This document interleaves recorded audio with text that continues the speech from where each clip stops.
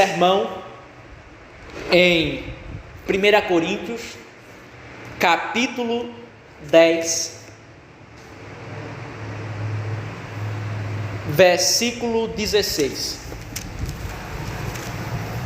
Sermão em 1 Coríntios, capítulo 10, versículo 16. Estamos continuando a nossa série de sermões sobre o princípio regulador do culto, mais especificamente sobre o sacramento da ceia do Senhor. 1 Coríntios, capítulo 10, versículo 16. Assim diz a santa palavra de Deus. O cálice de bênção que nós abençoamos não é a comunhão do sangue de Cristo. O pão que nós partimos não é a comunhão do corpo de Cristo. Amém. No último sermão, irmãos, nós vimos acerca da aplicação do princípio regulador do culto em relação à ceia do Senhor. Ou seja, que a forma correta e ordenada da administração do sacramento é aquela que Jesus Cristo prescreveu em sua palavra. E, portanto, se há uma forma, um modo correto de se administrar o sacramento da ceia do Senhor, não existe espaço para as invenções, não existe espaço para as criatividades dos homens. Nós devemos, como disse o salmista no Salmo 119, seguir estritamente à risca aquilo a qual foi comandado pelo Salvador. Nós não podemos reajustar as ordens divinas para as nossas conveniências. Nós não podemos readaptar a religião para os nossos confortos, mas submeter tudo à vontade de Deus, especialmente, como vimos no último sermão, em relação às ações sacramentais, ou seja, aquelas ações realizadas nos sacramentos que estão acompanhando os elementos para exemplificar, representar, significar o Evangelho, para selar, por meio da fé, os benefícios da salvação. Aqui, irmãos, faz-se necessário gravar, relembrar que nos sacramentos nós temos os elementos, que é a parte material, o pão e o vinho na ceia do Senhor, e a água no batismo. Mas também existem atos relacionados aos elementos que, em conjunto com atos relacionados aos elementos, que em conjunto ou em uma obra harmônica mostram mais solidamente o Evangelho e a natureza espiritual do que ali está sendo significado. Entender isso, irmãos, não é algo a qual podemos passar ou adiar. Entender isso é de suma importância, porque nós não podemos pensar que os sinais e as ações dos sacramentos foram ordenadas de forma totalmente arbitrária, isto é, de forma que não há uma razão ou um significado. Na verdade, se os sinais e as ações do sacramento são de forma totalmente arbitrária, isto é, sem uma símile, sem uma analogia entre o sinal e a ação sacramental e a realidade espiritual significada, então não há sacramento. Se não houver pontos de concordância entre os sinais externos, sejam materiais o pão, o vinho e a água, ou as ações sacramentais, com aquilo que é a parte interna, então os sacramentos são totalmente inúteis.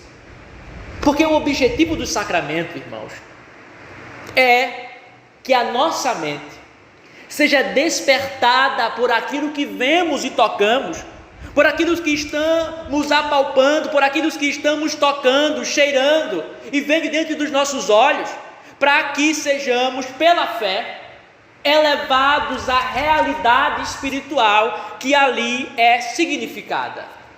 Os sinais e as ações sacramentais, eles visam estimular a alma, para que ela eleve-se à realidade espiritual ali significada. Existe nos sinais, no pão, no vinho e na água, e nas ações sacramentais, uma símile, uma analogia entre essas coisas e a graça espiritual ou a parte interna. E por isso que nós dizemos que os sacramentos são a palavra visível. A Escritura é a palavra escrita. Os sacramentos são a palavra visível. Por quê? Eles ensinam sobre o Evangelho. Eles ensinam sobre as bênçãos espirituais. Eles ensinam sobre realidades espirituais por meio dos sentidos. Nós estamos vendo através daquelas representações, significações e sinais o Evangelho de Cristo e as bênçãos do pacto diante dos nossos olhos, aos nossos ouvidos, com as nossas mãos, com as nossas ações. Tomemos, irmãos, a título de exemplo, o caso do batismo. Ora, a água do batismo, ela significa a lavagem e a purificação do Espírito Santo. E por isso que Paulo diz em Efésios 5:26, para santificar, isto é, a igreja, purificando-a com a lavagem da água pela palavra. O que significa, irmãos? Que a igreja é santificada, isto é, separada para Deus, por meio da lavagem do batismo. A lavagem do batismo aponta para a purificação e a limpeza das nossas almas. Então a água do batismo, ela tem uma símile, um ponto de concordância, um ponto de associação com a realidade espiritual, que é a purificação, a limpeza da nossa alma.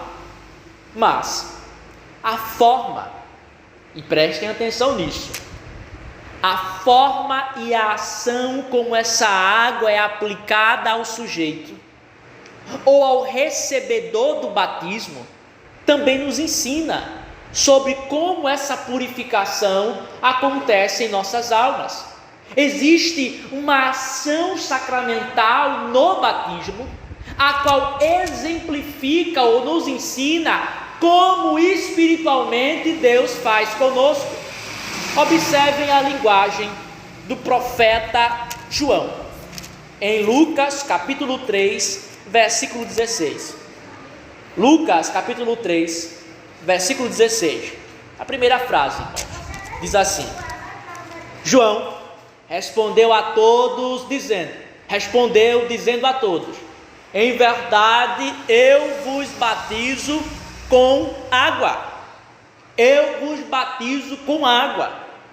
Isso não é algo, irmãos, superficial. O que João está dizendo aqui é que a água é aplicada ao indivíduo, e não o indivíduo que é aplicado à água. Eu vos batizo com água. A água é aplicada ao indivíduo batizado, não o indivíduo batizado aplicado na água. E por que isso é importante? Por que não o contrário?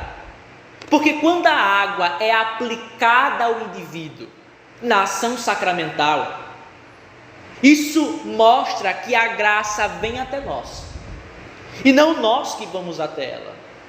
Essa ação sacramental, quando o ministro ele pega a água em sua mão e coloca sobre a criança ou sobre o batizado, mostra exatamente a soberania de Deus na salvação. Mostra que é a graça divina a qual veio a nós, quando nós não poderíamos ir até ela. Mostra que foi o Espírito Santo que livre e soberanamente veio até nós, enquanto nós éramos mortos em nossos pecados e delitos. É por isso que o apóstolo João disse em 1 João 5, nós o amamos porque ele nos amou primeiro. Nós não iríamos até o Senhor se ele primeiro não tivesse ido até nós, para nos vivificar, purificar, regenerar, a fim de abraçarmos o seu santo evangelho. Porém, mudar, irmãos, ou excluir essa ação sacramental é perverter a palavra visível, é enfraquecer a compreensão do evangelho, como ocorre com os anabatistas. Quando os anabatistas, que são conhecidos atualmente como batistas, eles aplicam o indivíduo na água. Ora, se a água significa a lavagem, a purificação das nossas almas, eles estão dizendo que é o indivíduo que vai até a graça, que é o indivíduo que vai até a Deus, que é o indivíduo que primeiro ama o Senhor. De modo algum. Quando nós batizamos por meio da aspersão, isto é, a água aplicada ao indivíduo, nós mostramos a primazia divina na obra da salvação. Mas os anabatistas, com a imersão, que parece algo indiferente, que parece algo que não há problema algum, eles estão enfraquecendo a compreensão do evangelho. Eles estão ensinando as pessoas que elas vão até a água e que elas são colocadas na água, isto é, na graça, e não que a graça é colocada sobre elas pelo poder soberano de Deus. Ora, semelhantemente, irmãos, nós analisamos no sermão anterior, da semana passada, que sentar-se à mesa na ceia do Senhor é uma ação sacramental ordenada, é uma ação sacramental significativa, isto é, que possui um significado. Ela representa a comunhão dos cristãos com o Salvador e uns com os outros, porque a mesa do Senhor não foi ordenada meramente para ser um repositório de alimentos, porém que os crentes assentados evidenciem a união, familiaridade e a honra de estarem espiritualmente com o Senhor Jesus. Quando nós nos sentamos à mesa, nós não estamos fazendo meramente um banquete civil, um banquete comum, mas estamos mostrando a nossa proximidade com o Salvador e a nossa familiaridade, amizade e amor um pelos outros. E ainda mais, quando nos sentamos à mesa no sacramento da ceia, nós estamos nos preparando para as bodas celestiais, porque nas bodas celestiais nós teremos um banquete espiritual, teremos um banquete celestial, melhor, a qual iremos comer à mesa. Quando a igreja é privada de comer à mesa, ela não consegue entender ou representar aquilo que acontecerá nos céus. Lembrem-se, por exemplo, em Mateus, capítulo 22, versículo 2 diz assim: o reino do céu é semelhante a um rei que fez as bodas de seu filho. As bodas, irmãos, são um casamento. O filho aqui é Jesus Cristo, o rei é o Pai.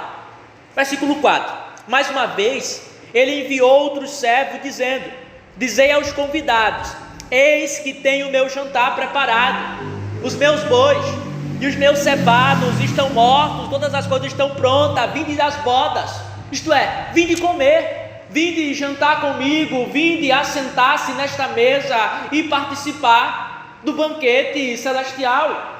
A própria parábola de Jesus Cristo mostra que nos céus, a qual representam aqui essa parábola, nós iremos nos sentar com o Senhor. Haverá as bodas do Cordeiro, o casamento, a consumação, a qual estaremos de novo comendo e bebendo à mesa com o Senhor. Ora, a ceia do casamento era realizada na mesa. Até hoje os casamentos, se preservarem o mínimo de decência ou de princípios naturais, realizarão um banquete à mesa. Então, no sacramento da ceia do Senhor, quando comungamos sentados à mesa, nós mostramos uma analogia ou um sinal do que acontecerá na eternidade. Então vejam, irmãos, que as ações sacramentais, tal como os elementos, são importantes para representar o Evangelho aos nossos olhos.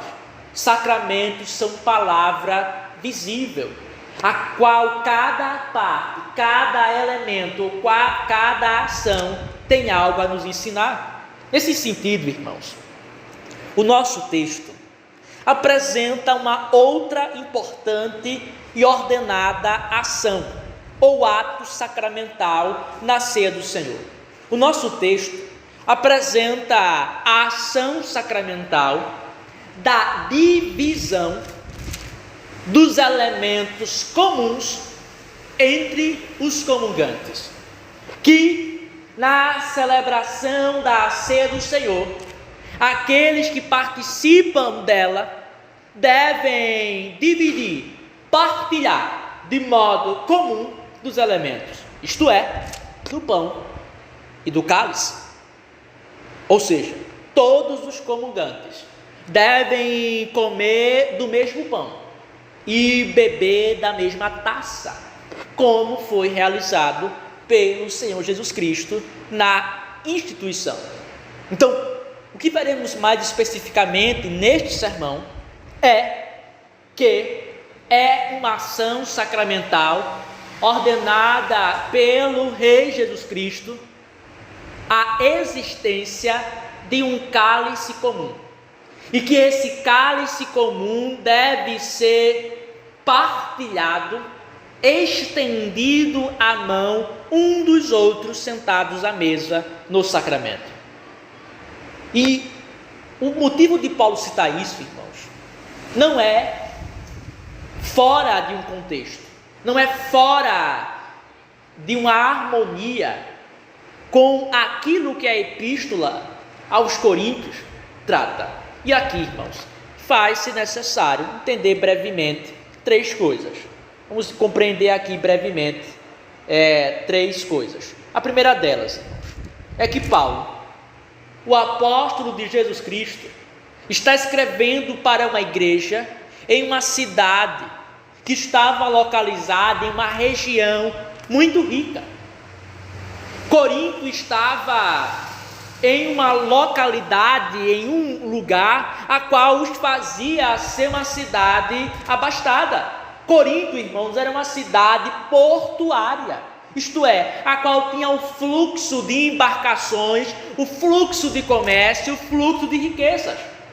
No entanto, a abundância dos bens de Corinto era acompanhada por uma série de pecados grosseiros. Eles eram ricos em bens materiais, eles tinham um comércio aflorado, eles tinham grandes embarcações.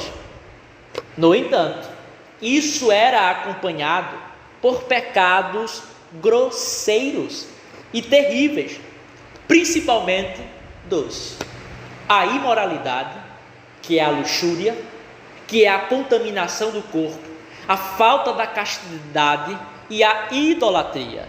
E por isso que não é à toa que o nosso apóstolo Paulo, ele alerta com vigor contra esses dois pecados nessa carta. E os irmãos observarem em 1 Coríntios 6,18, Paulo diz: fugir da fornicação. E se olharmos no capítulo 10, versículo 14, ele diz: portanto, os meus amados, fugir da idolatria. A palavra aqui para fugir, irmãos, identifica uma necessidade urgente. Vocês têm que correr, vocês têm que escapar, porque esse é um mal perigoso, esse é um mal generalizado, está espalhado em todos os lugares. Vocês estão vendo a fornicação, a quebra da castidade, a quebra da modéstia de forma generalizada. Vocês nem sequer devem ficar diante, vocês devem fugir. Mas não somente a imoralidade, como vemos em 1 Coríntios 10, 14, também há a idolatria. Corinto era conhecida como uma cidade a qual abundava a adoração a Afrodite, uma deusa, uma falsa deusa, uma obra satânica e demoníaca, a qual provocava a luxúria. E por isso que Paulo está focalizando nesses dois pecados, principalmente em Corinto: a imoralidade e a idolatria. E aqui, irmãos, devemos notar algo. A riqueza, ela é sempre uma tentação natural para os homens se entregarem a todo tipo de gratificação, seja ela física, por meio da prostituição, ou seja ela mental, pela idolatria. Quando os homens aumentam os seus bens, quando os homens fazem crescer os seus bolsos, eles pensam agora que podem gratificar-se a si mesmos, que eles podem satisfazer sem quaisquer moderações, princípios ou limites os seus corpos, que eles pensam que agora que as suas mentes podem adentrar no devaneio de quaisquer absurdos e criar quaisquer tipo de falso culto e deuses. E por isso que Deus fala lá em relação a Israel, Deuteronômio 32, 15: mas Jesurum, Israel, engordou, deu coices, tu engordastes, e tu te engrossastes, tu te cobriste de gordura, então abandonou o Deus que o criou. É a tendência natural e a tentação nativa, originária do aumento das riquezas, pensar que pode gratificar-se a si mesmo, seja quanto aos sentidos, seja quanto à mente. As pessoas ficam cegas, elas começam a ficar desleixadas, elas começam a pensar que porque são ricas, podem ser levadas a crer e fazer o que quiserem, seja com o seu corpo ou com a sua religião. Então a primeira coisa que devemos gravar é isso. Paulo está tratando com uma igreja que está em uma cidade a qual abunda a imoralidade e a idolatria, e são ricos.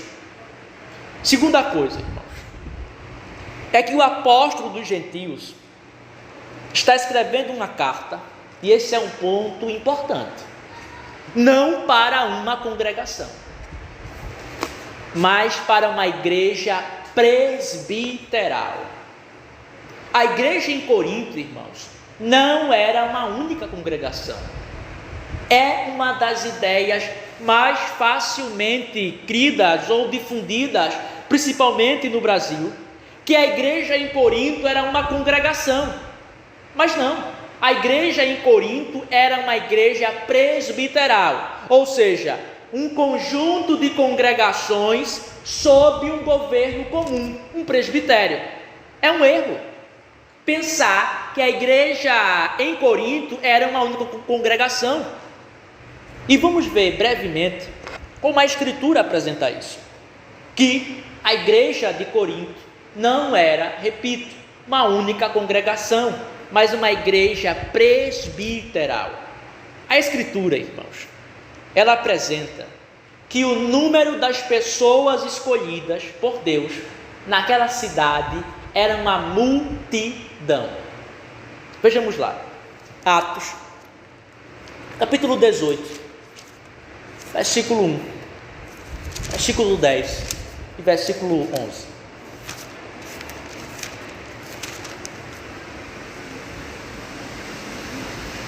Atos 18:1. Após estas coisas, partindo Paulo de Atenas, chegou a Corinto. Agora versículo 10 e 11. Porque eu sou contigo, e nenhum homem lance mão de ti para te ferir, porque tenho muitas pessoas nessa cidade. E ele continuou ali por 1 ano e 6 meses, ensinando a palavra de Deus entre eles. Então observem, Paulo estava em Corinto. O Senhor diz a ele que há muitas pessoas, que é uma multidão de servos e de eleitos a qual haviam naquela cidade.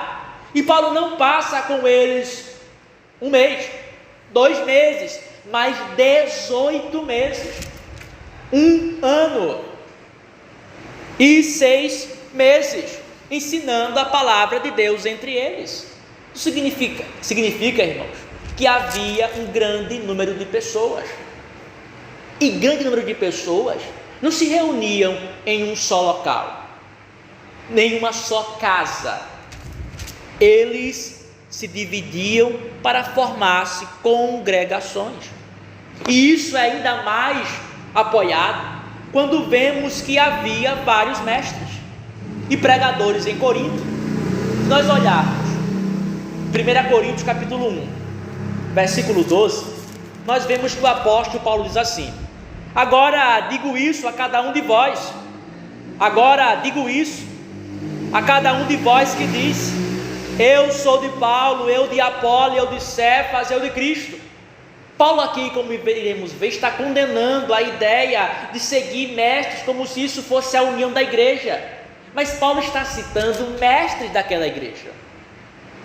Veja, eram pastores da igreja em Corinto: Paulo, Apolo, Cefas. O que isso mostra? Que não era uma única congregação. Havia pastores que pastoreavam congregações em Corinto. Em 1 Coríntios capítulo 4, versículo 15, Paulo diz assim, 1 Coríntios 4, 15: porque ainda aqui tenhais 10.000 instrutores em Cristo, contudo não tendes muitos pais, pois em Cristo Jesus eu vos gerei pelo Evangelho. Paulo assume que ele é o pai, isto é, que ele é quem os gerou, quem os pregou primeiramente o Evangelho, como vemos em Atos. Mas ele diz: ainda que vós tenhais 10.000 instrutores.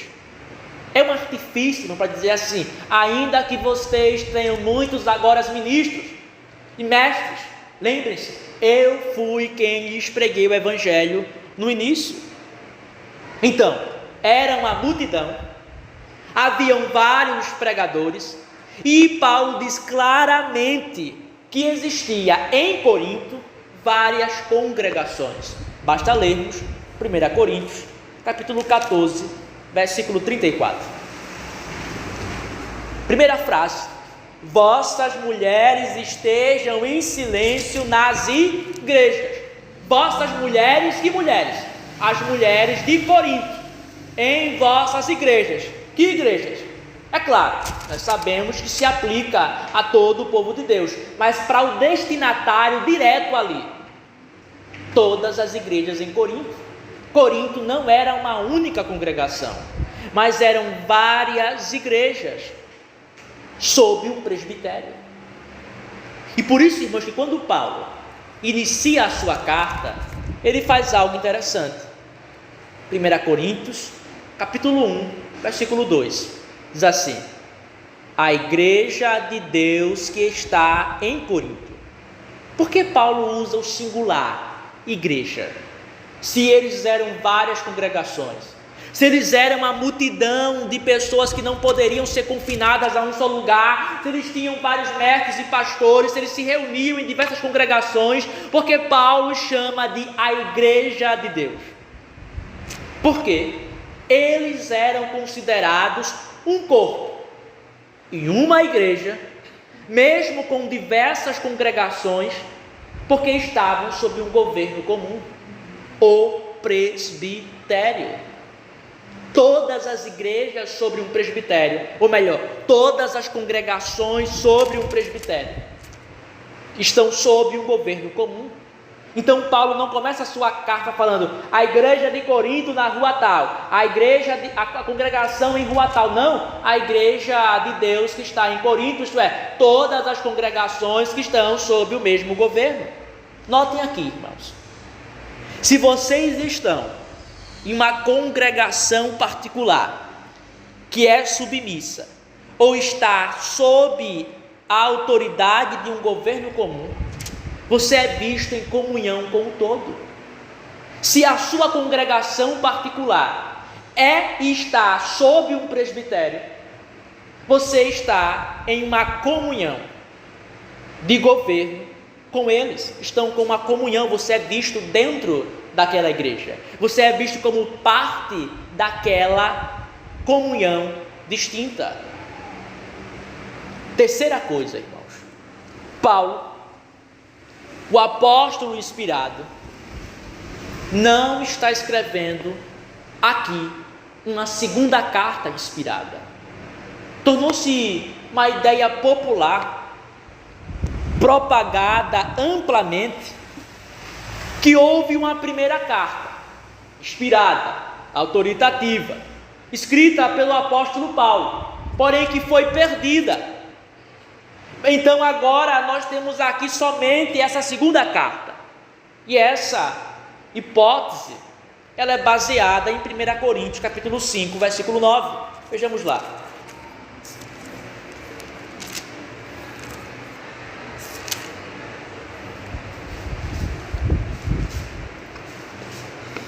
Eu vos tenho escrito por carta, para não vos juntardes com os fornicadores.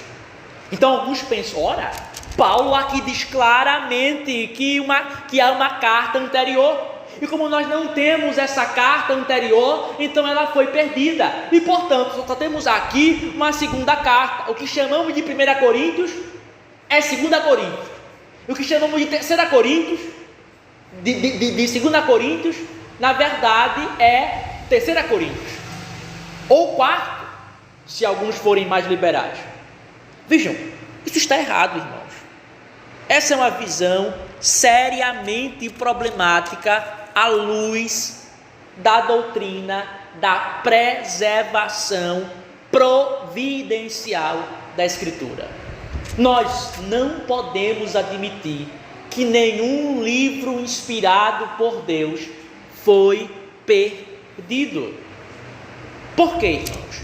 Primeiro, Deus, aquele que não pode mentir, cujas palavras jamais podem ser encontradas quaisquer falsidades, qualquer dubiedade, quaisquer vacilações. Deus prometeu cuidadosamente preservar sua palavra, de modo a não deixar nem sequer a destruição de uma palavra, de uma letra, ou de um texto individual ser perdido. Logo, infalivelmente, não deixará perecer nenhum livro inteiro. Se Deus, o nosso Deus, pactuou-se, se comprometeu que não deixaria nada da sua palavra a ser perdido, nenhum tio, nenhuma letra, então ele deixaria um livro inteiro ser perdido? De modo algum. Isaías 40, versículo 8, o Senhor diz, Isaías 40, versículo 8, a erva seca, a flor murcha, mas a palavra do Senhor permanecerá para sempre. Deus preservou providencialmente a sua palavra. O mundo, irmãos, que vemos agora ao nosso redor, essas paredes, as nossas pessoas vão passar, virá anos e anos a seguir, mas a Escritura continuará impoluta, preservada, sem nada a ser perdido. Então não podemos admitir que um livro foi perdido, porque isso implicaria que o que Isaías disse, o que Deus disse por meio de Isaías é falso, porque uma parte da palavra de Deus não permaneceu, conforme o Senhor falou. Segundo, irmãos, se algum livro que foi destinado por Deus para ser parte da regra de fé e de prática, foi perdido? Ora, se algum livro a qual Deus intencionou para ser parte do cânon foi perdido, então isso implica que a Escritura é imperfeita. Por quê? Porque haveria nela uma insuficiência devido à falta de algo para concretizar o seu objetivo. Se Deus inspirou um livro que deveria ser parte do cânon, da regra de fé e prática da igreja, e esse livro foi perdido, então o que nós temos é insuficiente, porque está faltando algo a qual Deus designou para guiar o seu povo. Então a Escritura aí seria incapaz de concretizar o seu objetivo. Mas Paulo disse, 2 Timóteo 3,16 e 17, toda a Escritura é dada pela inspiração de Deus. Agora veja o versículo 17, para que o homem seja perfeito e perfeitamente instruído para toda boa obra. A Escritura é suficiente. Não há falta ou qualquer lacuna ou qualquer brecha nela. Nenhum livro a qual foi destinado para ser parte do cânon foi perdido. Terceiro, irmãos, é totalmente admissível entender que no versículo 9 de 1 Coríntios 5, Paulo está se referindo à própria carta a qual ele está escrevendo. Vamos ler novamente. Eu vos tenho escrito por carta, para não vos ajuntardes com fornicadores. Uma das objeções comuns é dizer que Paulo não disse antes sobre isso, mas é mentira.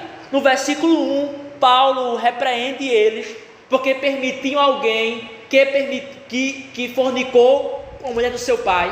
No versículo 6 e no versículo 7, Paulo diz que eles não deveriam permitir tal levedura ou tal fermento entre eles, porque isso corrompia toda a massa do povo de Deus. Que no versículo 9, é totalmente admissível entender, quando Paulo diz, eu vos tenho escrito por carta, para não vos ajuntardes com fornicadores, alude o versículo 1, do versículo 6 e do versículo 7, que Paulo está se referindo à própria carta a qual ele escreve agora. Eu vos tenho escrito por carta, isto é, esta carta, que eu já vos descrevi em poucas palavras anteriores. Mas talvez alguns objetem, alguns digam, mas se Paulo estivesse se referindo a essa carta, ele diria assim, eu vos tenho escrito nesta carta. Mas Paulo diz por carta, ele usa no original te epístole e não nesta carta. Só que ainda assim, irmãos, isso não nos conduz a pensarmos em outra carta, porque o apóstolo Paulo, na carta aos Colossenses, ele usa a mesma frase, a mesma construção para se referir à carta aos Colossenses. Vejamos lá, Colossenses 4,16.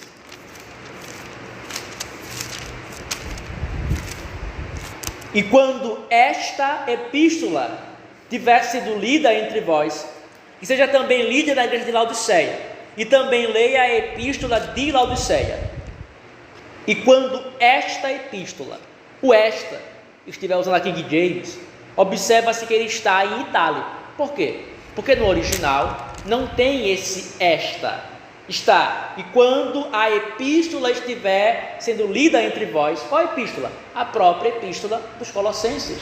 Então o apóstolo Paulo tem a prática, em uma própria epístola, de chamá-la de a epístola, ou essa carta, e não nesta carta. E ninguém pense também que a epístola de Laodiceia é uma epístola escrita por Paulo a Laodiceia, porque Paulo não diz a epístola pros Laodiceia, ou seja, a Laodiceia, mas a epístola que foi escrita por Laodiceia.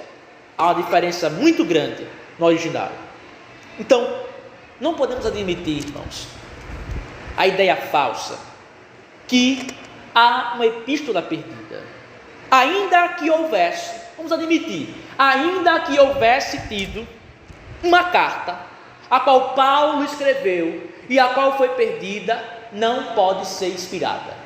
Não pode ser considerada necessária para a fé, nem de inspiração divina.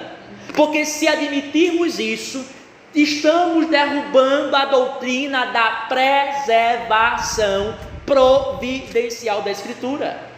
E é por isso que a Igreja Romana defende com unhas e dentes que livros da Bíblia foram perdidos.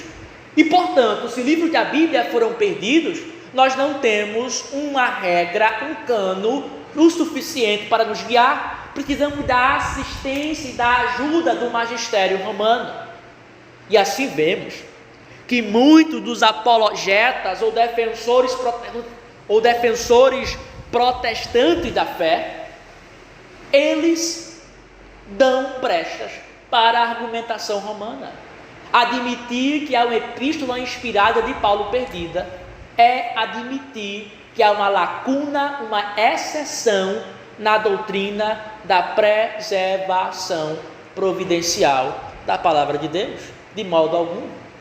Essa e é totalmente admissível entender a primeira epístola de Paulo, a epístola a qual Paulo está tratando com os coríntios sobre alguns assuntos extremamente importantes. Nesse contexto, irmãos, existe algo que perpassa toda a epístola. Toda a epístola, ela tem um problema que está perpassando cada capítulo. Há um problema na igreja presbiteral de Corinto, enfrentado pelo apóstolo Paulo. Qual?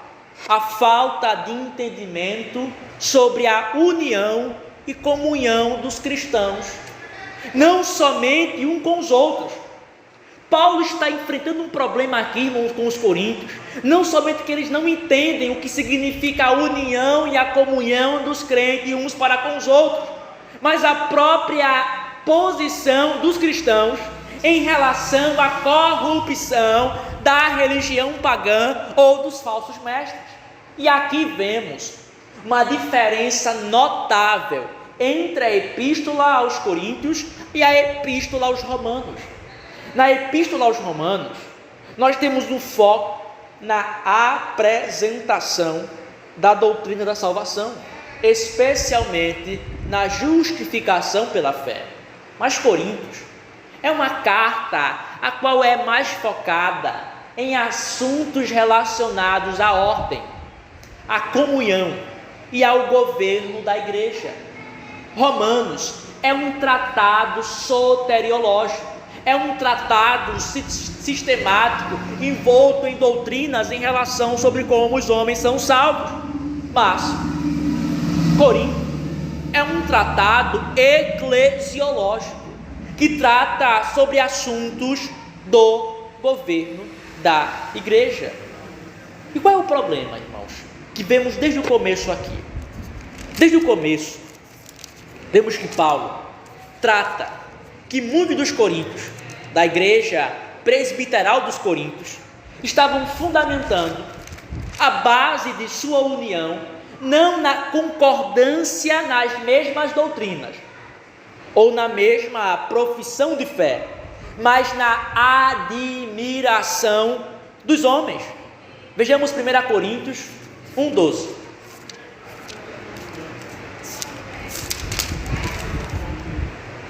Agora, digo isso a cada um de vós que diz: eu sou de Paulo, eu de Apolo, eu de Cefas e eu de Cristo. Vejam, eles estão com disputas e estão baseando a união, a comunhão deles sob um mestre. Eles estavam fundamentando a base de sua união não na profissão da mesma fé, mas enquanto eles eram seguidores de um mestre. Essa é a essência, irmãos, do espírito papal.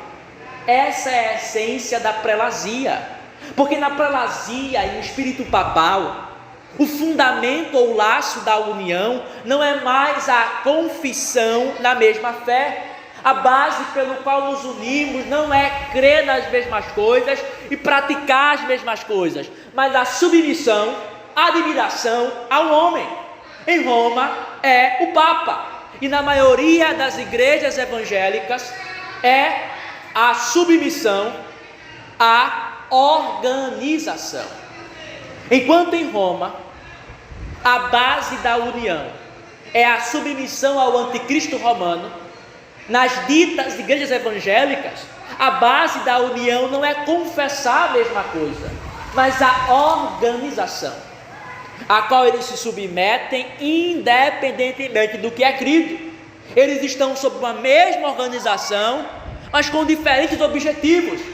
Qual é o centro ou a base a qual eles repousam? É estarem sobre a mesma instituição, apesar de crerem em coisas diferentes e totalmente antagônicas. Então, qual o remédio de Paulo? É a uniformidade da fé. Se os coríntios estão perdidos, se reunindo sobre a prelazia, o espírito papal incipiente, o remédio de Paulo é a base da união, da comunhão, e pelo qual vocês estreitam os laços, é a uniformidade da fé. Vejamos 1 Coríntios, capítulo 1, versículo 10. 1 Coríntios, capítulo 1, versículo 10. Rogo-vos, porém, irmãos, pelo nome de nosso Senhor Jesus Cristo, que digais todos uma mesma coisa, e que não haja divisão entre vós, antes sejais perfeitamente unidos em uma mesma mente e um mesmo julgamento. É sobre essa base a qual se fundamenta a comunhão. É sobre essa base a qual os cristãos se reúnem uns com os outros. Os cristãos não se unem em companheirismo e participação conjunta ou governo porque estimam um ministro, porque acham alguém simpático, ou um mestre particular interessante, ou porque gostam da grandeza ou do nome de uma organização. Não, os cristãos se reúnem em comunhão, companheirismo, participação conjunta de culto e governo, pela união da mente e da prática. E essa união da mente e da prática é vista na confissão da fé. Rogo-vos, porém, que falais todos a mesma coisa, isto é, que professem a mesma coisa. A confissão é o fruto da concordância e do perfeito e harmônico julgamento. E portanto, irmãos, a falha ou erro dos cristãos em Corinto na compreensão disto gerou muitos problemas. O fato deles não entenderem qual deveria ser o laço para uni-los uns com os outros gerou muitos problemas. Um dos exemplos disso é a negação da ressurreição. Alguns, não todos, mas alguns dentre a igreja presbiteral de Corinto, devido à comunhão e à amizade com pessoas malignas, ficaram afastados ou duvidosos em relação à ressurreição. Por isso que Paulo diz, 1 Coríntios 15, 33, as más comunicações corrompem os bons costumes, isto é, a comunhão maligna a qual vocês estão tendo com esses homens perversos irá corromper a prática e a vossa fé. Vocês têm que pensar melhor quem são aqueles a qual vocês têm familiaridade, comunhão e se associam. Contudo, irmãos, o mais flagrante desses pecados dos coríntios, derivado da falta de entendimento sobre comunhão, era a visão deles errônea e perversa da comunhão com a idolatria. Os coríntios não conseguiam entender que a participação deles, ou a convivência com o culto idólatra e a falsa religião, ainda há que somente pela presença física, ainda há que somente estivessem de corpo presente ali, eles não conseguiram entender que aquilo era uma comunhão e uma união com o pecado e com os demônios. Então o apóstolo Paulo, nos capítulos 8, 9 e 10, ele vai tratar exatamente desse problema, que a má visão de comunhão dos coríntios implicou a eles a comunhão com o culto falso, que eles não entenderem que a união da igreja é baseada na profissão das mesmas coisas, os fizeram a participar do culto e da idolatria pagã. Então Paulo vai distinguir sobre dois casos diferentes. E o que é central, irmãos, para entendermos o nosso texto, vamos entender isso sem pressa.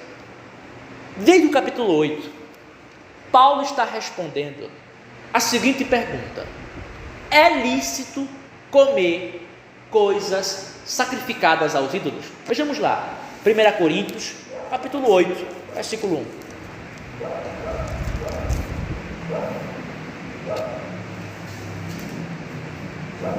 Ora, no tocante às coisas oferecidas aos ídolos, nós sabemos que todos temos conhecimento.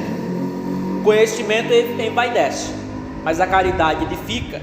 Vejam, aqui no capítulo 8, Paulo começa a discutir uma questão: é lícito ou não comer coisas sacrificadas aos ídolos? E o apóstolo Paulo, um exímio mestre, irá dividir essa questão em dois âmbitos: em um âmbito privado e um âmbito público. E é no nosso capítulo, no capítulo 10, a qual nós vemos essa clara distinção. Em 1 Coríntios, irmãos, e atentem a isso em suas Bíblias, 1 Coríntios 10, do versículo 14 ao versículo 22, Paulo está tratando do âmbito público, que é a participação do culto ou do banquete público com idólatras, em honra aos seus ídolos. Este comer é totalmente proibido aos cristãos. Os cristãos não podem participar, e é isso que Paulo argumenta no versículo 14 ao 22, do culto pagão. Não podem nem estar presentes na adoração pagã, não podem participar dos banquetes dos idólatras que eles fazem honra aos seus ídolos. Porque isso, irmãos, é participar da adoração demoníaca. É esse tipo de comer coisas sacrificadas aos ídolos que é reprovada pelo Senhor Jesus Cristo em Apocalipse capítulo 2, versículo 14. Eu tenho algumas coisas contra ti, porque tenhas aí aqueles que ensinam a comerem coisas sacrificadas aos ídolos. O que é isso? É o comer no âmbito público, na participação do culto pagão, na participação da honra aos ídolos. É isso também que o Sínodo de Jerusalém está tratando em Atos 15 e 29. Agora Paulo, em 1 Coríntios capítulo 8, versículo 10, ele diz algo interessante. Vamos ler. 1 Coríntios 8, 10. Pois, se alguém vir a ti, que tens conhecimento, sentado à mesa no templo dos ídolos, não será a consciência do que é fraco motivada a comer das coisas que são oferecidas aos ídolos?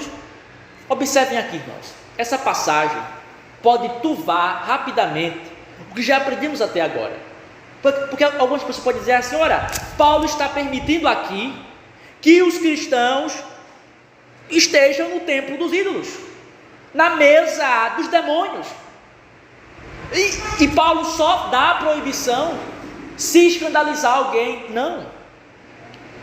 E nessa passagem aqui, Paulo está na suposição que vocês pudessem participar do templo aos ídolos. Isso é tão escandaloso que não é possível se envolver, porque se o irmão lhe ver na mesa dos demônios, qualquer um ficará escandalizado. Na suposição que você pudesse, você estaria proibido pelo escândalo que causaria. Então Paulo vai tratar com mais atenção sobre o caso do comer no ambiente público, do versículo 14 ao versículo 22 do capítulo 10. E segundo, nós temos o âmbito privado.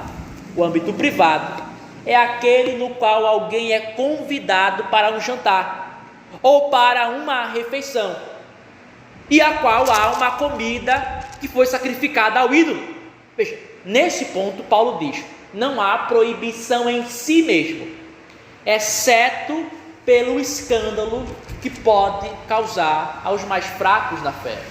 Por isso que Paulo, em 1 Coríntios 10, do versículo 23 ao versículo 27, está tratando de outro tipo de comer de coisas sacrificadas aos ídolos, aquelas que são comidas no ambiente privado, a qual alguém está em um jantar na casa de um amigo e é dito a ele: essa comida é sacrificada aos ídolos, ou foi sacrificada aos ídolos.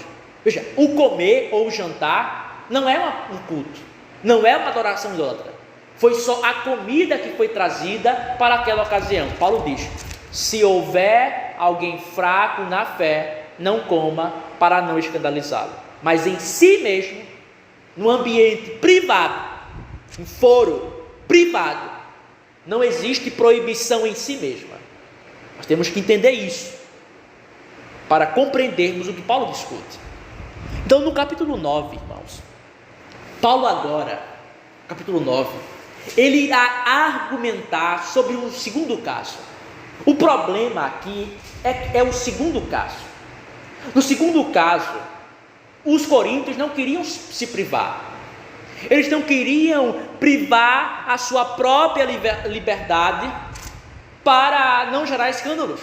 Então o que Paulo faz em 1 Coríntios 9 é mostrar como ele mesmo, pelo seu próprio exemplo, negou a si vários direitos para não prejudicar a chegada e o avanço do Evangelho. No versículo 6, ele diz: ora, eu não poderia ter deixado de trabalhar? Paulo disse: poderia, mas não trabalhei, para não ser um peso para vós. Paulo negou a si mesmo o direito ao qual o ministério tem de ser sustentado. Paulo se submeteu ao fardo cerimonial dos judeus, para que pudesse pregar a Cristo. 1 Coríntios 9, 20. E aos judeus, Paulo diz: tornei-me como judeu, para que eu pudesse ganhar os judeus. Todos esses exemplos do apóstolo é exatamente dizer: Coríntios, eu não poupei nenhum esforço para fazer o conhecimento de Deus em Cristo crescer entre os homens. Vós não queres privar-se a si mesmos de comerem tais comidas para o bem dos seus irmãos. Eu privei a mim mesmo do sustento, eu coloquei sobre mim mesmo fardo cerimonial para ganhar os homens. Mas vocês estão tão estreitados em si mesmos que se recusam a negar uma parte da sua liberdade pelo bem do povo de Deus. Notem, irmãos, que aqueles que têm um coração realmente caridoso, eles estão mais preocupados com o avanço da religião e do Evangelho do que com os seus próprios direitos. Então, no capítulo 10, Paulo agora volta ao ambiente público. Paulo agora está focalizando o seu argumento em relação à adoração pagã, mostrando que se os coríntios não ficarem atentos, eles cairão na idolatria como Israel. Os coríntios eram orgulhosos. Eles pensavam: ora, Israel caiu na idolatria, porque eles não tiveram os benefícios a qual nós fomos agraciados. Então Paulo começa do versículo 1 ao versículo 5, citar várias bênçãos a qual os coríntios foram agraciados espiritualmente. Mas por quê? Eles não colocaram a sua fé em Deus, eles caíram no pecado da idolatria. Paulo está mostrando aqui, irmãos, do versículo 6 ao 14, que o exemplo de Israel idólatra deveria ser uma precaução, ou um aviso para que os coríntios não se ensoberbecessem, não se envolvessem com aquilo que já fez até a igreja no Velho Testamento cair. Mas ainda assim, os coríntios poderiam objetar: esses exemplos são antigos, esses exemplos não se aplicam a nós. Então Paulo apela para uma análise da própria ceia do Senhor, para fazê-los entender que participar dos ritos sagrados ou da adoração pagã é idolatria, já que eles poderiam objetar na primeira parte do capítulo 10, que Paulo cita exemplos antigos. Paulo diz: eu falo aos sábios, julgai agora, considerando o que é o culto cristão, considerando o que é a ceia do Senhor, julgai agora, se não é correto que eu digo que vós não podeis participar da adoração idólatra pagã. Então, dessa forma, irmãos, nós chegamos em nosso texto. Paulo aqui está iniciando a sua argumentação, fazendo um contraste entre o culto cristão, representado na ceia do Senhor, e a adoração idólatra pagã, para ensinar o seguinte: isso deve ficar gravado em nossas mentes, que a adoração possui uma dimensão ou uma realidade espiritual, que é representada nos atos externos realizados. E o que fazemos aqui não é uma mera cerimônia ou um mero teatro, não é um teatro de forma alguma, mas não é um mero fazer coisas externas, mas possui uma realidade, possui uma dimensão transcendente. Adorar, irmãos, não é meramente estar com algumas pessoas no mesmo local. Adorar implica em uma comunhão com aqueles a qual nós estamos juntos como participantes e como autor da nossa adoração. Então, o culto cristão, exemplificado na ceia do Senhor, é a profissão da nossa comunhão com Jesus Cristo e com os outros cristãos na verdadeira religião. Esse é o argumento de Paulo.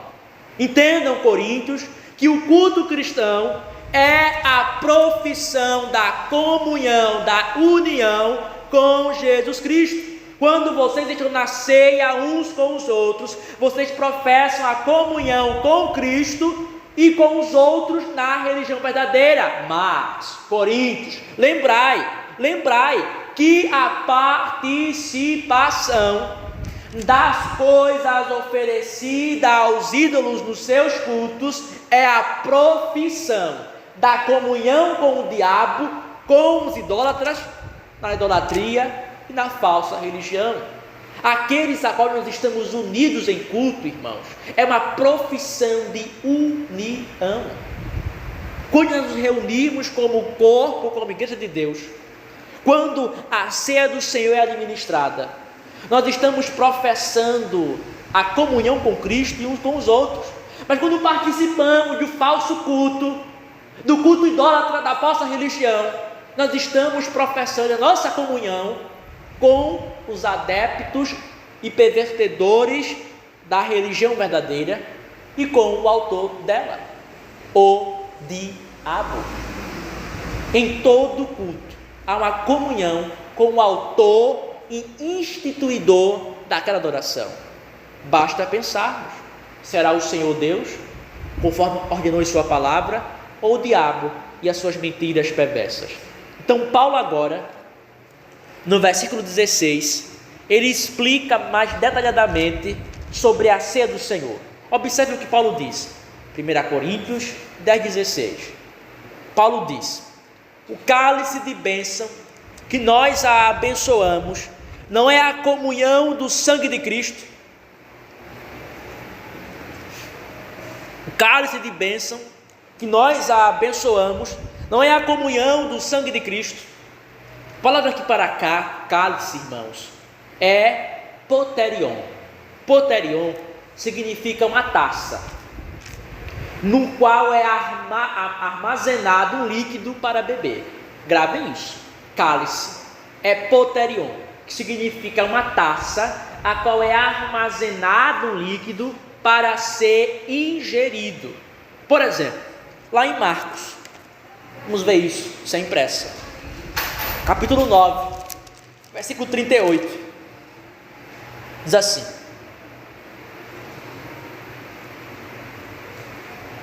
Marcos 9:41. Marcos 9:41. Porquanto todo aquele que vos der de beber um copo de água em meu nome. Essa palavra aqui, copo, é poterion, é taça. Porque o cálice é um objeto a qual um líquido é armazenado para ser bebido. E esse cálice a qual Paulo fala é o cálice da ceia, que contém qual elemento para ser ingerido? O vinho. O cálice de bênção que nós abençoamos não é a comunhão do sangue de Cristo. Este é o cálice da ceia. Lá em Marcos, ainda em Marcos 14:23, é dito assim. Marcos 14:23. E tomando o cálice, poterion, isto é, a taça a qual está armazenada o vinho para beber, e tendo dado graças, deu-lhe, e todos beberam dele. Então, o que Paulo está falando aqui é que o cálice, que este objeto, a qual há o vinho armazenado para beber, ele tem um significado. Mas veja como Paulo chama, e isso é digno da nossa atenção. Paulo chama de cálice de bênção. Essa é uma expressão, irmãos, que pode nos parecer desconhecida, pode nos parecer uma expressão estranha, que significa o cálice de bênção, mas essa era uma referência familiar no mundo judaico. Paulo aqui está citando o terceiro cálice que era usado na Páscoa. Os judeus, irmãos, usavam na Páscoa 4 cálices, e cada um desses cálices fazia uma alusão às etapas da libertação do povo de Deus. Vamos abrir nossas Bíblias em em Êxodo, capítulo 6. Êxodo 6, versículo 6 e versículo 7. Vamos ver sobre esses 4 cálices que eram usados em cada parte da Páscoa.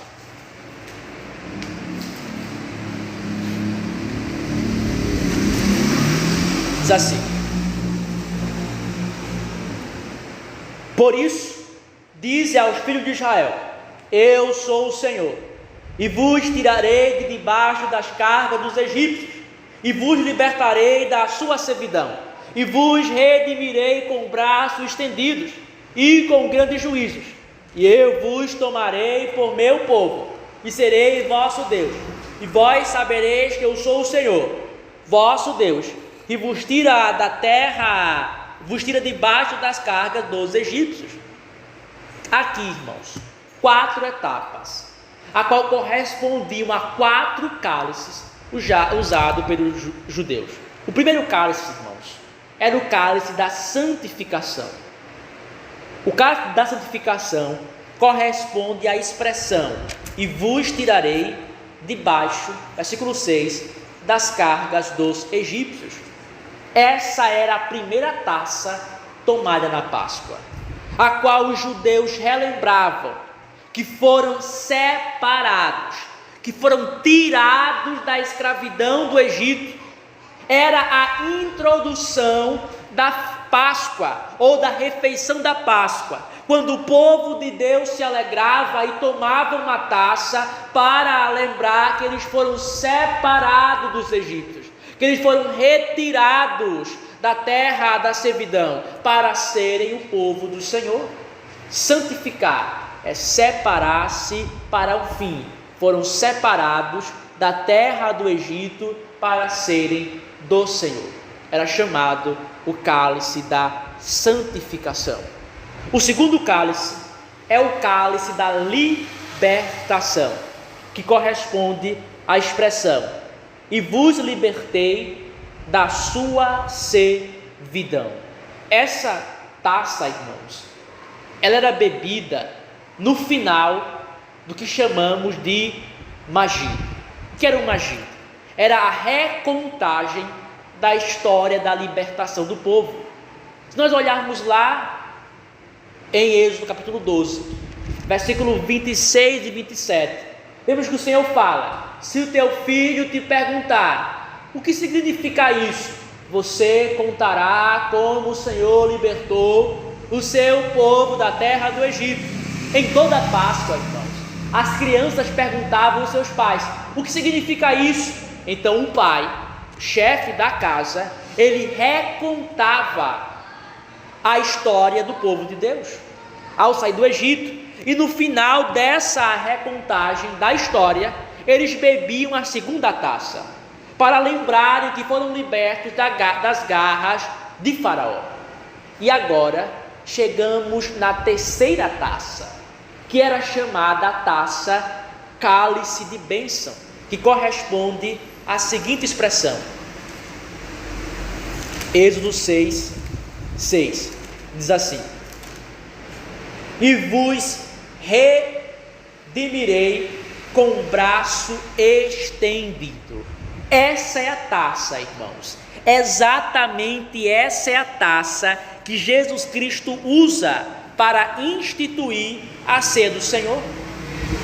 E é a taça a qual Paulo se refere em nosso texto. Essa taça era bebida após o povo comer a carne do cordeiro. Eles comiam a carne do cordeiro e depois, vejam que interessante, depois de comer a carne do cordeiro, bebiam uma taça, pelo qual agradeciam e magnificavam a Deus, ao Deus de Abraão, por ter-nos redimido e libertado da praga por meio do sangue de um cordeiro, a qual foi colocado, aspergido sobre os umbrais de suas portas. No cálice da bênção, a igreja magnificava o Senhor e o abençoava e o bendizia, porque eles foram libertos por meio daquele cordeiro que foi morto. Esse cálice é o cálice usado por Cristo para instituir a ceia. Isso não é em vão, irmãos. Há um propósito. O cálice da redenção é o cálice que Cristo usa para instituir a ceia.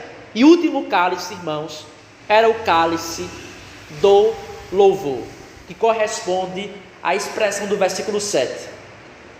Êxodo 6, 7. E vos tomarei por meu povo.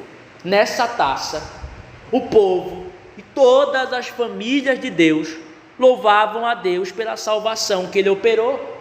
Eles agora não eram mais um povo escravizado, mas o povo separado, liberto e redimido de Jeová. Esse cálice do louvor era entendido como o cálice da consumação da obra divina. Deus nos separou, Deus nos libertou, Deus nos redimiu e agora nós os louvamos. Nós prestamos a Ele agora o louvor ao seu nome. Essa taça era tomada depois do último salmo de Halel, que era do Salmo 113 ao Salmo 118. Depois desse salmo, os judeus tomavam o cálice do louvor. Então, o nosso cálice, irmãos, é o cálice de bênção, que é exatamente a taça bebida após a carne do cordeiro ser comida. E por isso que Paulo, ao anunciar aquilo que recebeu de Cristo, veja como uma linguagem de Paulo interessante. 1 Coríntios 11, 25 Depois, da mesma maneira também, ele tomou o cálice depois de ceiar.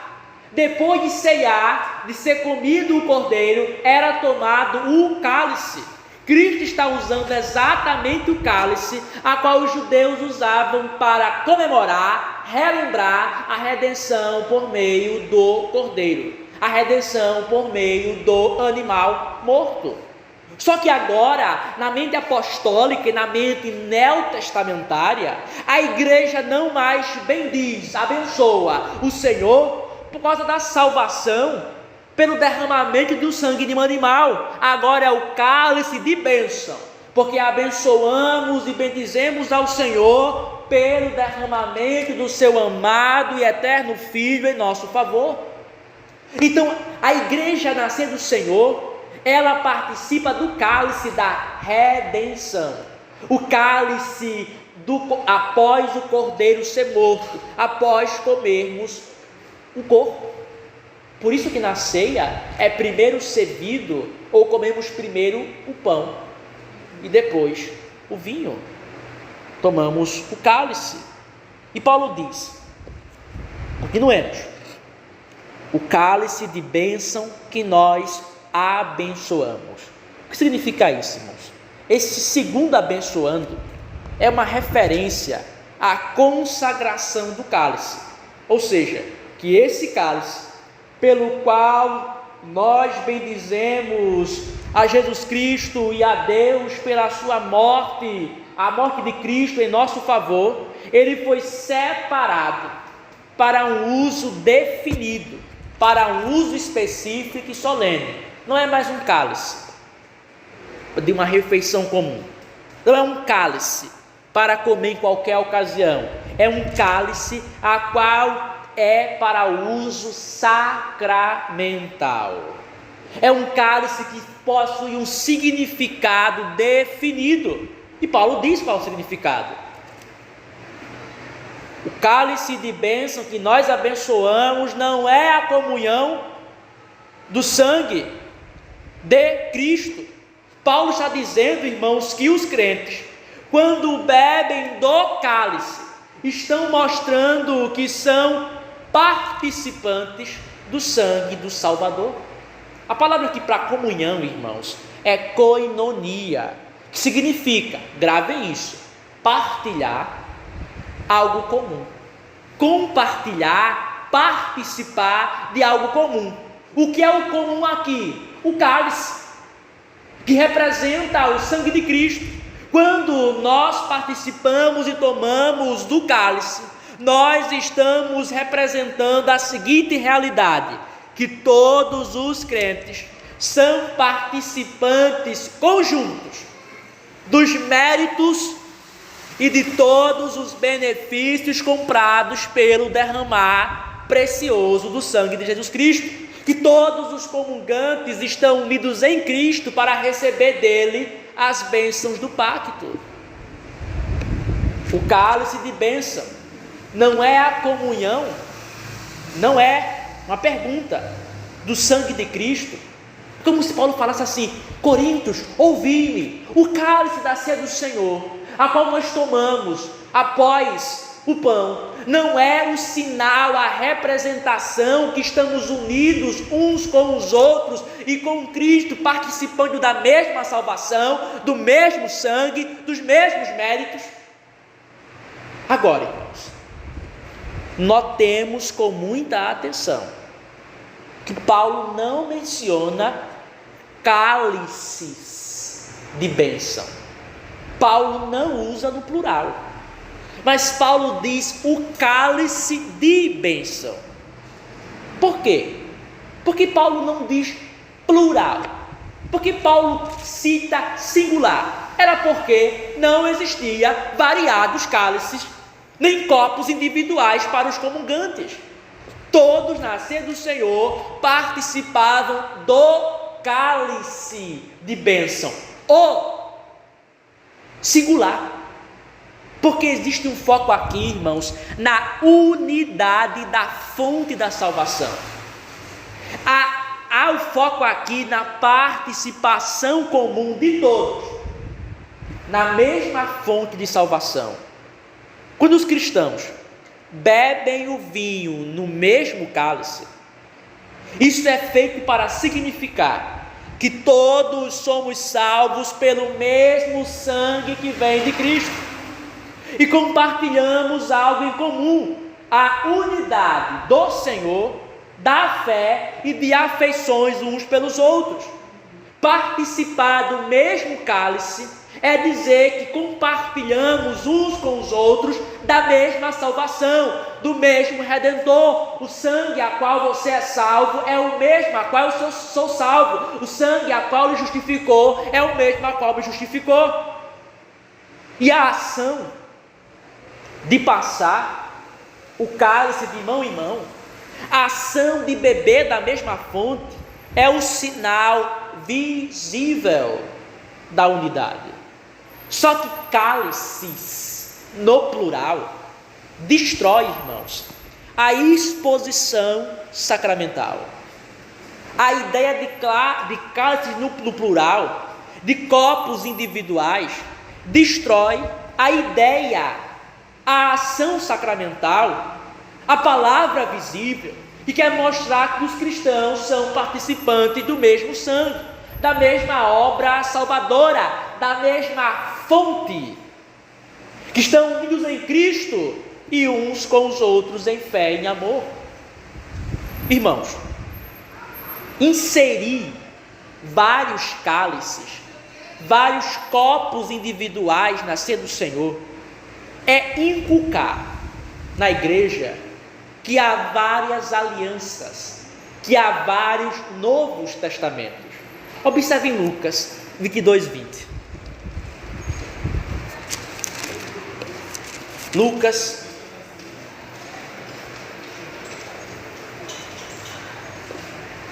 22:20. Diz assim: semelhantemente, também o cálice, depois da ceia, dizendo: este cálice é o novo testamento no meu sangue, que é derramado por vós. Irmãos, prestem atenção nisso. O único cálice do sacramento aponta a única aliança. O único cálice aponta um único pacto da graça. Qual é o ponto aqui, irmãos? Porque nós somos salvos pelo Senhor Jesus Cristo. Não é feito diversos pactos, um pacto para cada pessoa, mas um só pacto, a qual inclui todo o povo de Deus. E esse cálice, ele simboliza, ele significa que nós estamos em uma mesma aliança. Deus não tem diversos pactos com cada cabeça do povo de Deus. Ele tem só um pacto, chamado Pacto da Graça, a qual toda a igreja está nele. Lembrem-se que o Pacto da Graça é assim: e vós sereis o meu povo, e eu serei o vosso Deus. Vós sereis o meu povo. A linguagem aqui é de um conjunto, é de uma comunidade pactual, é de uma aliança a qual inclui pessoas. Nós somos salvos para estar dentro do corpo de Cristo, sob uma mesma aliança chamada Pacto da Graça. Agora, inserir na ceia do Senhor vários cálices e copos individuais é inculcar que a cada crente que Deus salva há uma aliança, um pacto distinto para ele. E daí que vem a ideia, a seguinte: eu sou cristão, mas o que Deus disse para mim, ou o que Deus disse para você, não vale para mim. Porque a minha relação com Deus é assim, então não se intrometa. Porque o meu Deus é assim. Essa ideia, irmãos, é como se nós estivéssemos sob uma aliança diferente. Mas não é isso que a Escritura ensina. A Escritura ensina claramente que o único cálice representa o Novo Testamento. O pacto da graça administrado agora.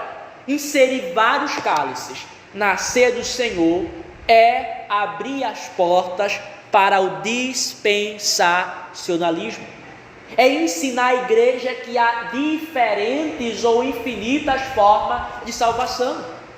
Então, nesse sentido, irmãos, podemos extrair aqui a seguinte doutrina: o cálice único é uma ação sacramental necessária para a válida e correta administração da ceia do Senhor. Repito, o cálice único, uma só taça, compartilhada por todos os comungantes, é uma ação sacramental necessária para a válida e correta administração da ceia do Senhor.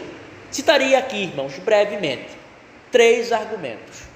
Primeiro, a singularidade das palavras da instituição do sacramento. Repito, a singularidade das palavras da instituição do sacramento por Cristo. Deve-se observar aqui, irmãos, com muita atenção, que o Senhor Jesus Cristo, na ceia, não utilizou diversos cálices, nem diversos copos, nem copos individuais, mas somente um cálice. Vejamos nos evangelhos, Mateus 26, 27. Mateus 26, 27. Diz assim: e tomando o cálice, veja, não foi 2, 3, mas foi o cálice, deu graças e deu-lhe o quê? O cálice, dizendo: bebeis todos dele. Havia na ceia do Senhor só um cálice. Agora vamos também para Marcos 14, 23, a qual há algo temos que notar, é que aqueles que estão usando a King James 1611, há na tradução brasileira uma falha, mas vamos ler aqui, Marcos 14, 23, e tomando o cálice, veja, singular, tendo dado graças, deu-lhes, mas não é deu-lhes, é como está lá em Mateus, deu-lhe. Foi a tradução portuguesa, por alguma razão que desconheço, colocou aqui o verbo com essa ênclise, com esse pronome aqui oblíquo no plural, mas o correto seria: e tomando o cálice, singular, e tendo dado graças, deu-lhe o quê? Aos discípulos, o cálice, o único cálice, não havia mais de um cálice, e todos beberam de quem? Dele. Do quê? Do vários copos? Não, do único cálice da ceia. Isso, irmãos, deve ser destacado para compreendermos uma parte difícil da nossa doutrina, a saber, a necessidade do cálice comum para a validade da ceia do Senhor. Sem o cálice comum não há ceia do Senhor. Por quê? O elemento do vinho, irmãos, é inseparável da taça ou do cálice. Não é possível participar do elemento vinho, que é um líquido, sem um instrumento no qual ele seja colocado para recebermos. E por isso, a ordem de Cristo não é: bebei este vinho, o mero líquido, mas bebeis todos dele, do cálice, da taça única. A ordem não era: bebei do vinho geral, mas bebei da taça que eu lhes dou. Pois a unidade, irmão, sacramental reside em comungar da mesma taça, não do mesmo vinho em abstrato, mas do mesmo cálice. Se isso for tirado, então é removida uma ação sacramental que é necessária para sustentar o elemento. O elemento vinho, ele necessita de uma ação que o sustente. E essa ação é o recipiente a qual ele está. E sem esse recipiente, não há o fundamento, ou melhor, não há a sustentação do elemento. Não é mais um sacramento de Cristo, porque foi derrubada a ação que fundamenta a participação da igreja no sangue do Salvador. Entendam, irmãos? Cálices ou taças individuais não podem atender à significação da unidade. Talvez as mentes modernas digam assim: a unidade está no vinho, não no cálice. Falso. Isso é separar algo a qual a Escritura não faz. A Escritura não faz uma separação entre o vinho e o cálice. Cristo une de tal forma que diz: este cálice, isto é, o todo, o cálice e o que está dentro dele, o único, é o Novo Testamento, é o sangue do Novo Testamento. Por quê, irmãos? Os cálices ou taças individuais, eles introduzem na ceia uma separação e fragmentação do elemento ou da matéria. Não estamos todos mais tomando da mesma fonte, do sangue comum do Salvador, mas cada um tem um Cristo, que é o seu cálice individual. Cada um tem o seu próprio Cristo, no qual os outros cristãos não estão participando. Cada um tem o seu próprio Salvador, a qual os outros não fazem parte. Dar à igreja cálices individuais é fragmentar Cristo, é dividi-lo, como se ele fosse só um Cristo para você, um Cristo para cicrano, um Cristo para fulano. Não, quando usamos um só cálice, nós estamos participando do sangue sacramental comum do Salvador, na qual eu, o pobre, o rico, a mulher, o homem, todos os aptos participam e evidenciam a unidade da igreja. Sem o cálice único, irmãos, não há a ação que sustenta o elemento. Sem o cálice único, fica fragmentado, dividido e destruído algo que é essencial para compreendermos a doutrina da salvação. É que todos aqueles que são salvos pelo sangue de Cristo, não pelos sangues de diversos Cristos, mas pelo sangue único do Salvador. Observe, irmãos, voltemos lá rapidamente para 1 Coríntios capítulo 10, versículos 16 e 17.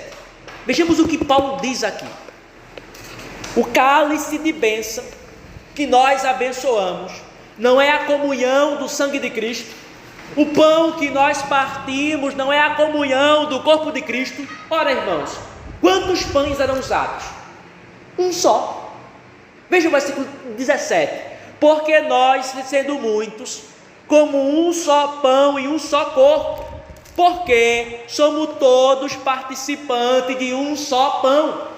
Na ceia do Senhor era usada um só pão, e assim também um só cálice, porque um só cálice é um só sangue comum do Salvador, um só pão é o único e só corpo de Cristo.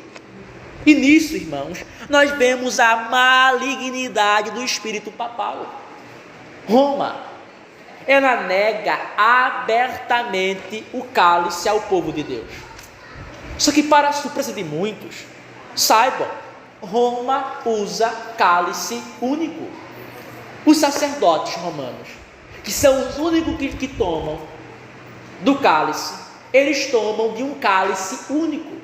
Eles tiram do povo, que chamam de leigos, o cálice, mas eles mesmos participam do cálice único. Só que o espírito papal, muito sutil e diabólico, ele replicou o seu erro de forma mais enganosa e sutil para as igrejas evangélicas. As igrejas evangélicas retiraram o cálice único e introduziram os cálices individuais.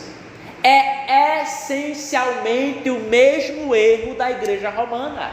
Qual é a diferença? É que Roma não lhe dá nada.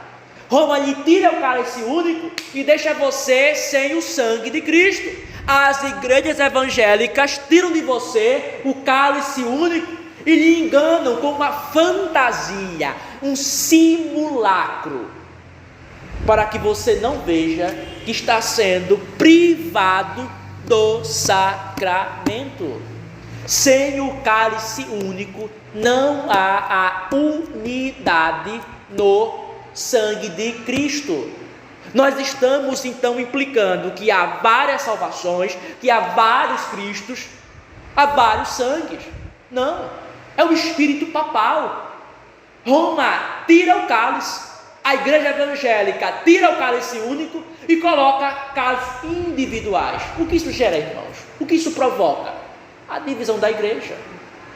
Quando a igreja evangélica tirou o cálice único, eles introduziram na mente das pessoas a fragmentação da comunhão.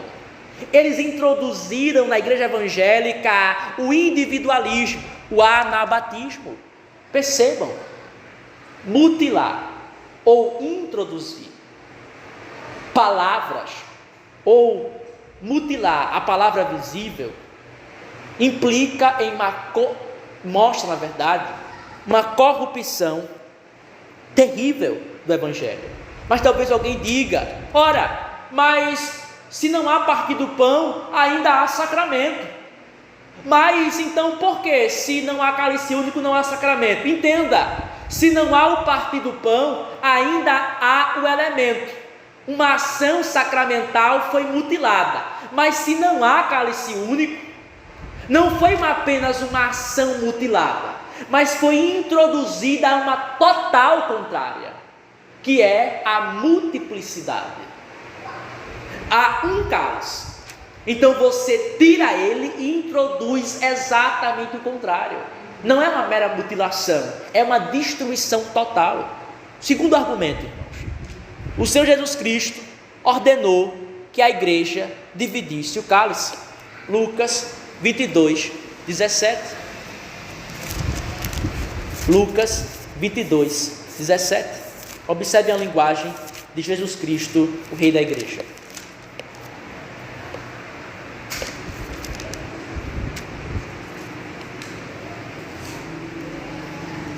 E ele, tomando o cálice, tendo dado graças, disse: tomai, e dividiu entre vós.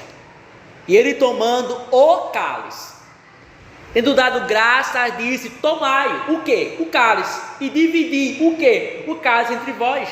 Essa divisão aqui do cálice, irmãos, não é a divisão do vinho em várias taças, mas a participação comum da igreja na mesma taça. Por quê, irmãos? Beber da mesma taça na Escritura representa comunhão em um benefício ou em um mal comum. A Bíblia usa a linguagem metafórica que você beber da mesma taça identifica ou simboliza receber em comunhão com outros um mal ou um benefício comum. Vejamos lá, Jeremias 25:15. Com atenção, Jeremias 25:15.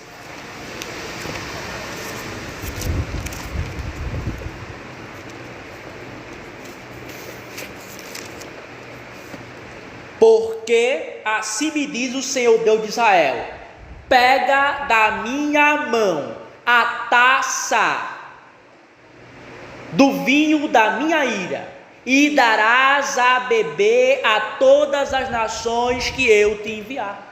Observem aqui, irmãos, não é dito que Deus dará várias taças, mas somente existe uma taça, a taça do vinho da ira. E essa taça, beber dela, significa que todas as nações iriam sofrer a ira de Deus. Não é dito várias taças, porque eles beberem da mesma taça significa que eles iriam participar do mesmo juízo. A Escritura quer mostrar que participar de algo em comum com outros está sob a noção de participar ou de beber de uma mesma taça. Não é que está aqui, pega da minha mão as várias taças do vinho da minha ira. Não, mas pega da minha mão a taça, singular, uma única taça, cujo beber simboliza que as nações iriam sofrer da mesma ira de Deus. Então, quando Cristo diz, tomai e dividiu, Ele está dizendo para a igreja, para os cristãos, que eles devem compartilhar, ou melhor, beber da mesma taça, para representar que eles participam dos mesmos méritos de forma conjunta, pactual, do sangue do Salvador. Mas esse dividir, irmãos, não deve ser somente entendido como participar do mesmo cálice. Não somente isso, porque algumas pessoas fazem assim, eles têm uma só taça, mas eles colocam a taça na mesa para a próxima pessoa pegar. Isso é uma corruptela da ação sacramental. O que Cristo está aqui ordenando é o ato de estender a taça de um para o outro, para representar o quê? A comunicação dos deveres mútuos de amor e amizade. A palavra aqui, irmãos, para dividir, que é diamerizomai, significa repartir, dá a cada um por sua vez, ou seja, alguém toma do cálice e dá a outro, estende a sua mão para dar a outro, esse outro toma e dá para o próximo. Existe algo aqui, irmãos, magnífico, existe algo aqui espiritual, quando nós partilhamos e estendemos o cálice para os nossos irmãos. Veja, significa que pobres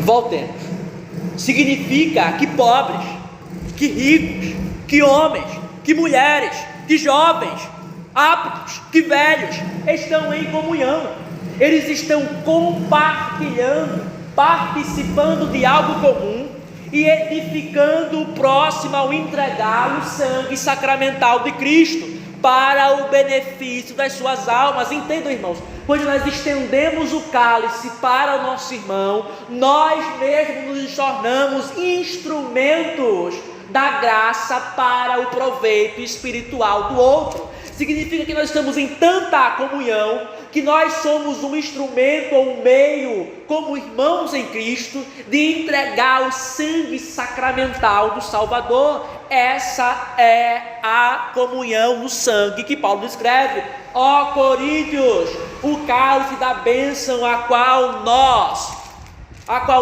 abençoamos, não é a comunhão do sangue de Cristo, isto é, que vocês são participantes do mesmo sangue comum, que vocês uns com os outros estendem a taça para simbolizar e representar os deveres mútuos de amor, de caridade, e que estão preocupados com a edificação do outro.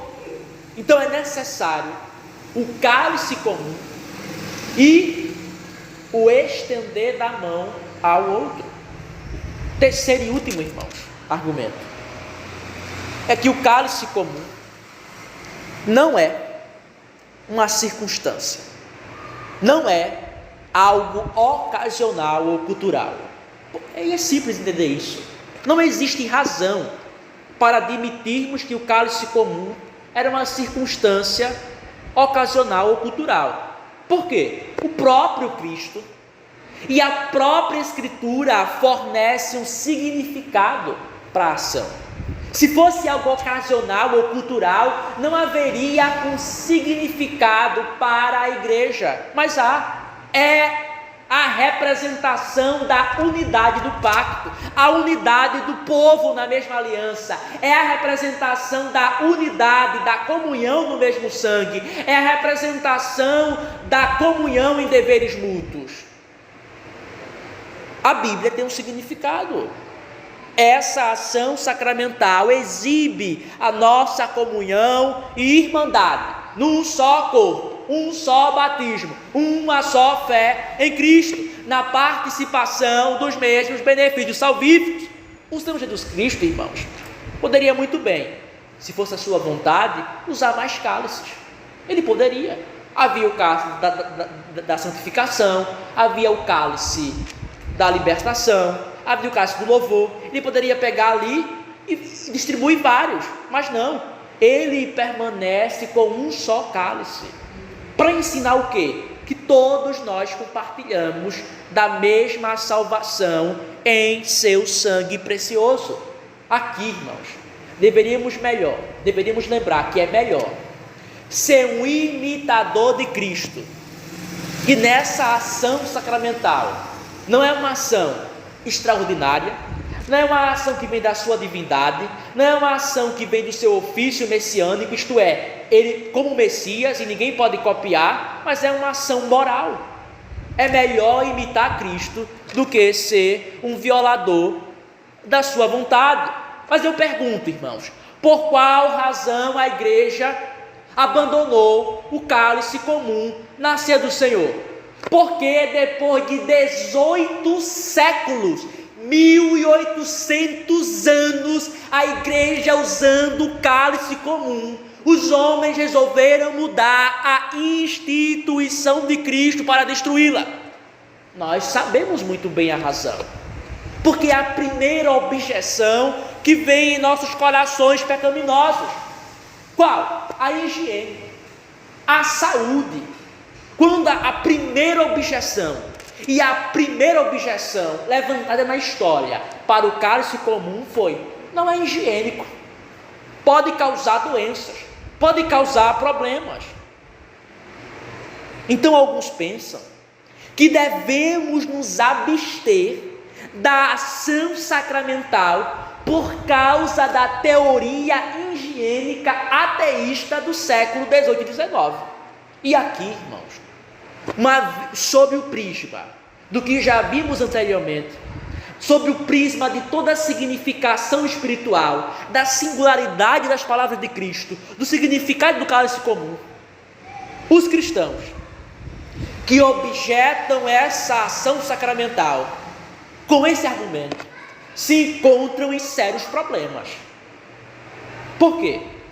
Uma vez que o Senhor Jesus Cristo ordenou o cálice comum, então a sabedoria eterna, o Deus onisciente, não sabia que poderia haver problemas, que poderia haver germes, que poderia haver alguma ocasião diferente.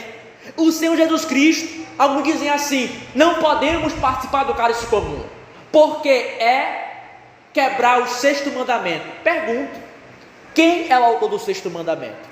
Jesus Cristo. Quem é o autor do cálice comum? Jesus Cristo. Então Jesus Cristo ordenou uma ação sacramental, uma instituição que quebra o seu próprio mandamento.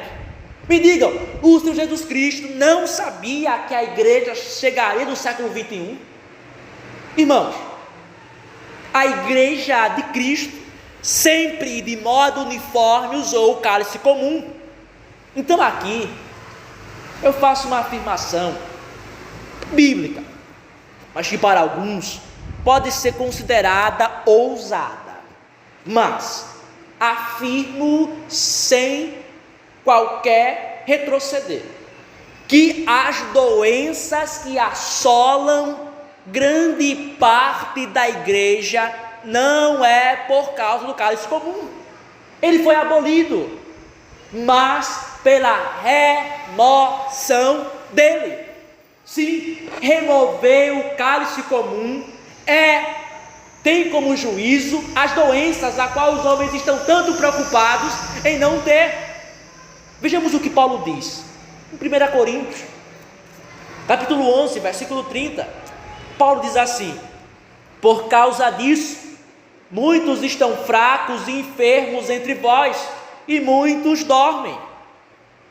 O apóstolo Paulo aqui, irmãos, está usando uma argumentação muito simples de entender, que a aproximação irreverente, profana e descuidada de muitos foi a causa deles ficarem doentes, que muitos entre os coríntios estavam doentes, e alguns até morreram, porque se aproximaram do sacramento sem a devida reverência, o devido conhecimento, mas de forma profana e descuidada.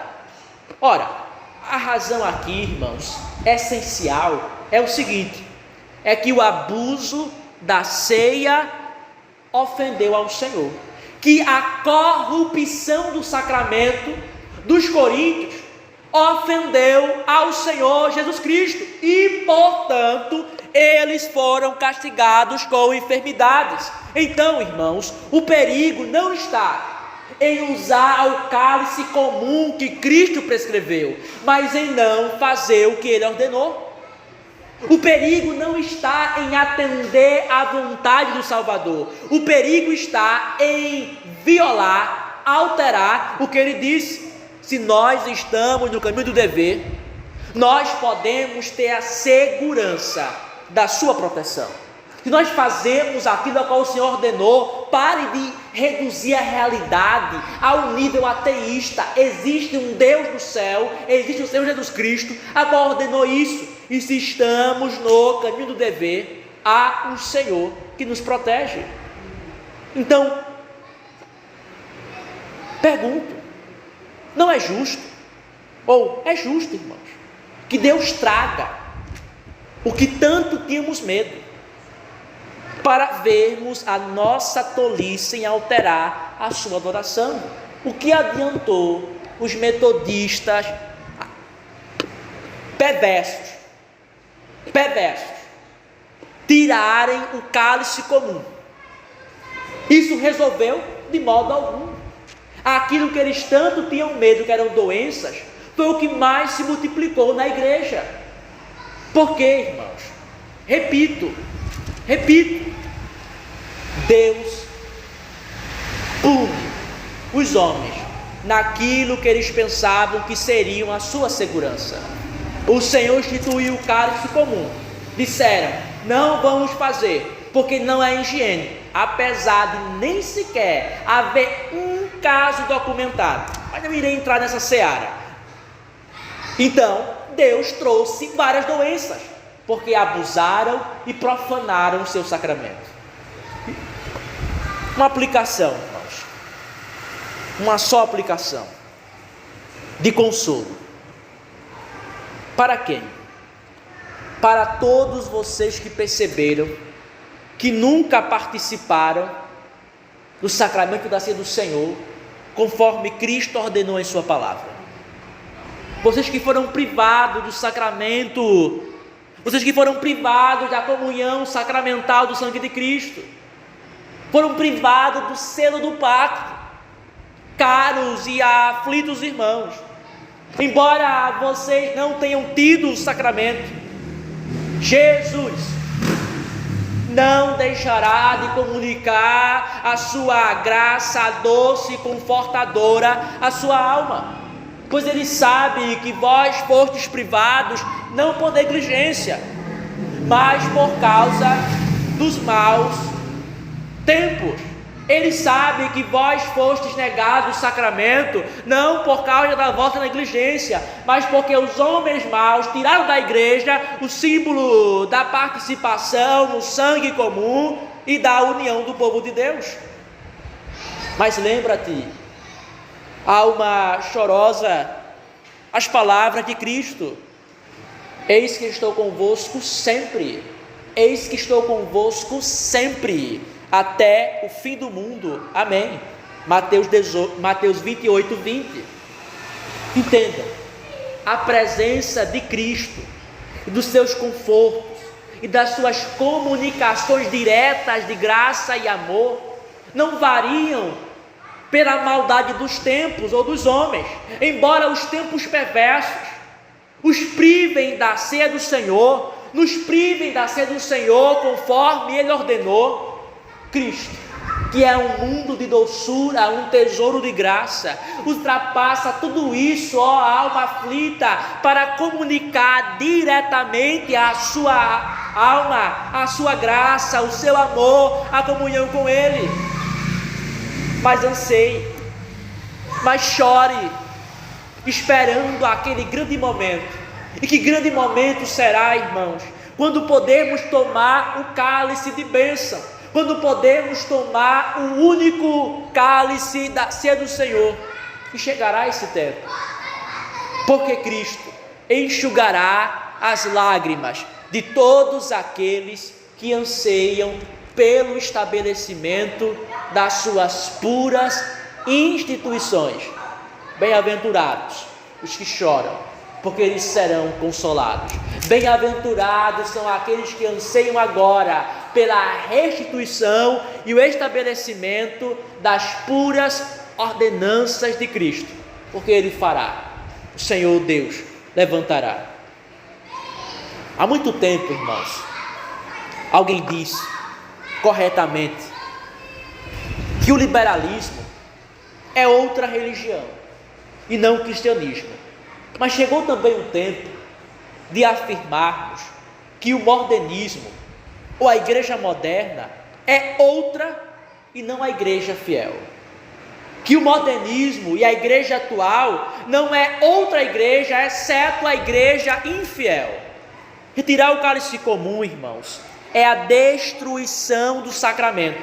É um ataque virulento ao evangelho. É remover do povo de Deus a aplicação do sangue de Cristo, é destruir a comunidade do pacto, para fazê-la ser uma confusão de pessoas dispersas.